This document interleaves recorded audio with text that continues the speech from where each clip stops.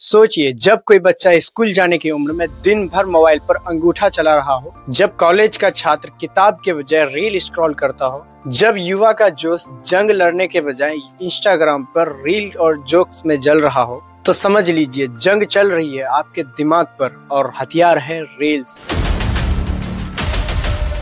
ये कोई time pass नहीं है, ये है डिजिटल ड्रग्स।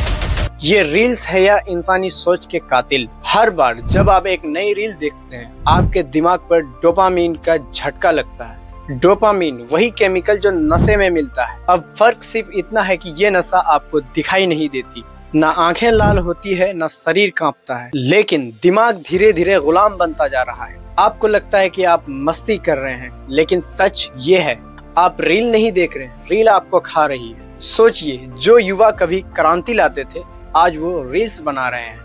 मोहब्बत में धोखा, सड़क पर नाच, और ये है आज का रिबेलियन। असली मुद्दा बेरोजगारी, शिक्षा, करप्शन। इनमें बोलने से डर लगता है, क्योंकि हम इतनी रील्स देख चुके हैं कि हमारी सोच की रीढ़ टूट चुकी है। एल्गोरिदम, नए जमाने के गुलाम बनाने वाले हथियार। आपको लगता है आप अपनी मर्जी से देख रहे हैं, लेकिन गलत है।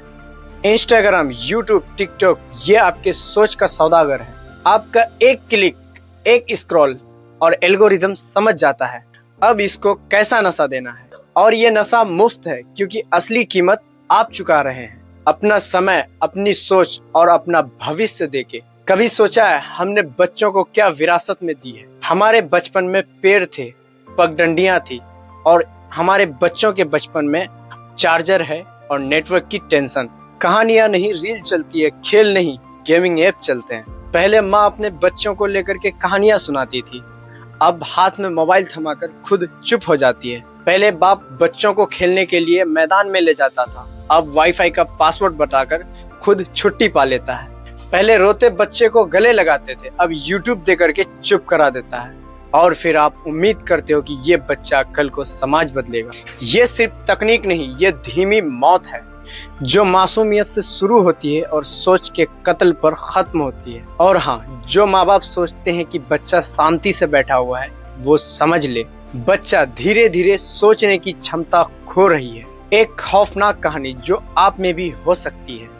एक स्टूडेंट था, नाम था विनय। हर दिन 10 से 12 घंटे रील स्क्रॉल करता था। क्लास में वो बार बार फेल होता था, दोस्त छूट गए और घर में टेंशन बढ़ गई, लेकिन मोबाइल से दूरी नहीं। जब उसकी माँ रोते हुए बोली, बेटा तुम्हें पढ़ाने के लिए अपनी सब कुछ बेच चुके हैं, तुझे और क्या चाहिए? तो उसने जवाब दिया, बस एक आईफोन, जिससे मैं और अच्छा रील बना सकूं। यही है डिजिटल नशे की खतरनाक हद।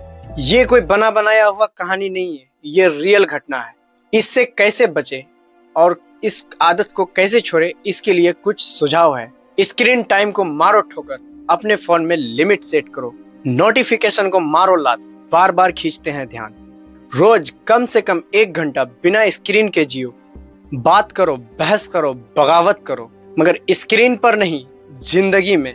और सबसे जरूरी बात, अपनी मर्जी से जीना सीखो, एल्गोरिदम के मर्जी से नहीं। रील्स टाइम पास नहीं है, ये सोच की सुपारी ले चुकी है। अगर आपने अब भी आंखें नहीं खोली, तो अगली पीढ़ी किताबें नहीं, फोन चार्जर की इतिहास पढ़ेगी। मंजिलें उन्हीं को मिलती है जिनमें जान होती है, वरना इंस्टाग्राम पर तो हर किसी की लाइफ परफेक्ट नजर आती है। तो सोचो, क्या आप इस नशे को तोड़ने की हिम्मत रखती हो, या पूरी जिंदगी एक एल्गोरिदम के गुलाम बनकर जियोगे? मैं मुनकिस अली, और ऐसे ही सवाल मैं उठाता रहूंगा, क्योंकि बदलाव वहीं से शुरू होता है जहां सोच को झटका लगता है। अगर दिल में कुछ हिला हो तो इस वीडियो को शेयर करो, क्योंकि जागना जरूरी है, वरना रील आपको सोते हुए निगल जाएगी। मैं हूं मुनकिस अली, मिलते हैं फिर एक नए सच के साथ। तब तक के लिए जय हिंद।